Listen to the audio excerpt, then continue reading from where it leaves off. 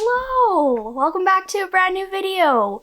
My name is Alex and you're currently watching Malorio, and you should really subscribe.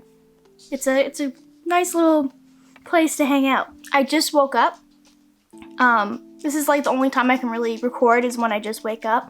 And I have a hat on because my roots are getting really bad. Anyways, this is my assistant Tux.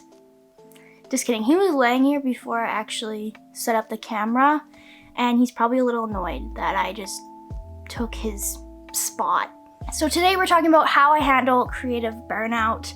This unfortunately happens to a lot of people, not dogs.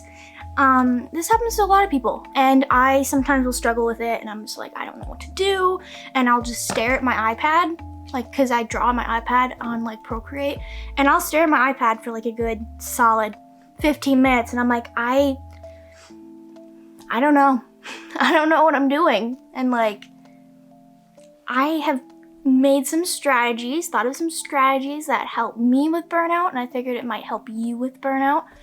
So yeah, let's get started on my little list I got here. One of the things that I do is I get my favorite drink or snack, which it sounds weird, but like, if I get like one of my favorite drinks, which is not one that I can make here, it's one from like Starbucks or Tim Hortons, and if I have like a special drink just for like my whole drawing study session, then I feel more motivated. Another thing that you can do is go on ArtStation. I sometimes do this. I haven't done this very often because I'm like worried that if I see something, my brain's gonna be stuck on that idea, so I'm gonna be drawing whatever they have on there. So, you know, be careful with that one. Make sure if you go on ArtStation, you look at lots of different things and that you're not just stuck on one that you're like, oh my gosh, I really want to make just that. But like, that's copying. That's plagiarism. Sometimes I straight up just take a nap. That helps. Take a nice solid nap. You wake up and you're like, okay, now I'm ready to start. Another thing you could do is go somewhere beautiful. Whether that be somewhere that's your favorite place in like your town, city, etc. If it's your favorite place in your house, or if you like want to take like a little drive to like somewhere pretty. Like, I live in Ontario, so like there's lots of lakes I could drive to. There's like there's waterfalls.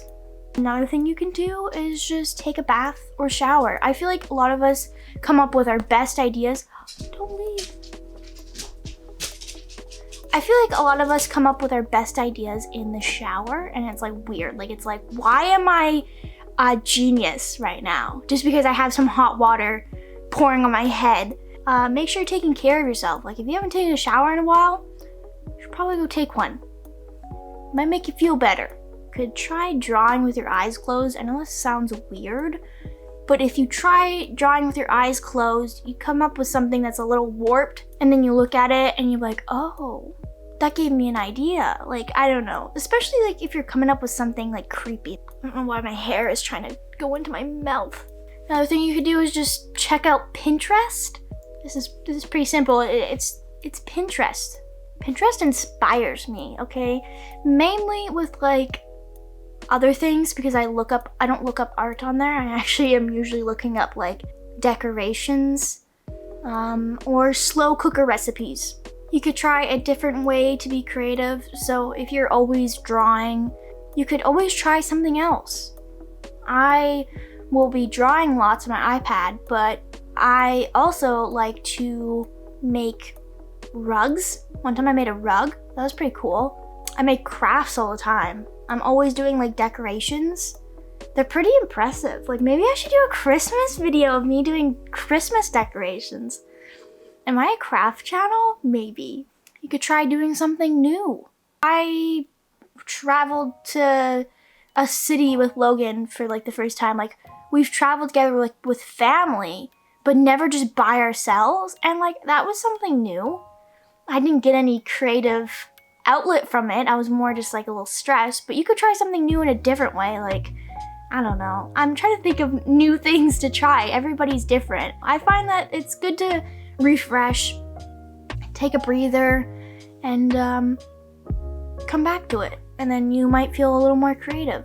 Next, we have listen to music, dance a little.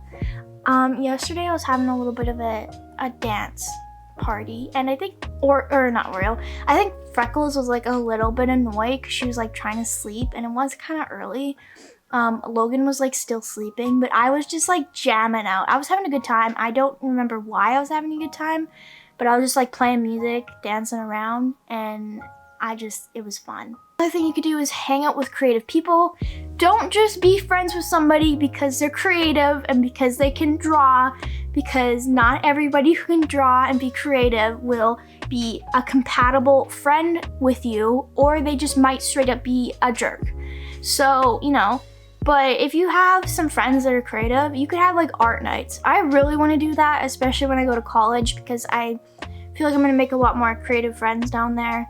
Most of my friends here are like into different things, like they like video games, so like we'll play video games, or you know, they like other things. But when I go to college, I think I'm gonna try to have like art nights or something. I don't know, I feel like that'd be so fun. We all just like draw and paint, and I don't know. That's like my dream. I love that.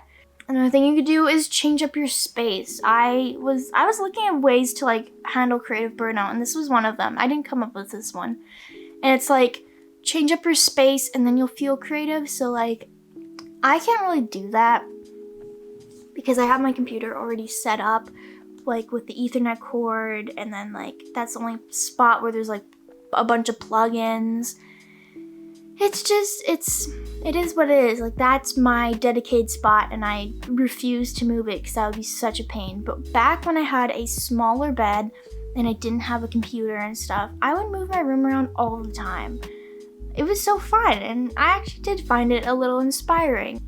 This is the last, but certainly not the least. Stop trying to make everything you do perfect.